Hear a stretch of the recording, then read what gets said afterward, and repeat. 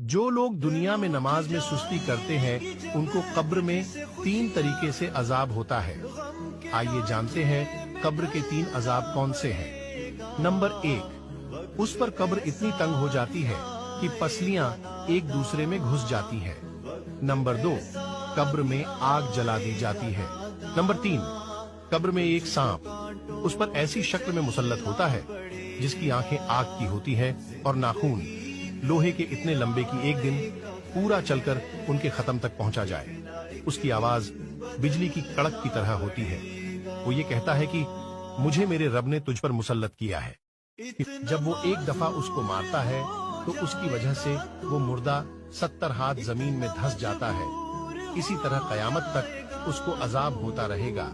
इसलिए सभी मुसलमानों से गुजारिश है कि कोई भी एक भी वक्त की नमाज न छोड़े और इस वीडियो को ज्यादा से ज्यादा शेयर करे।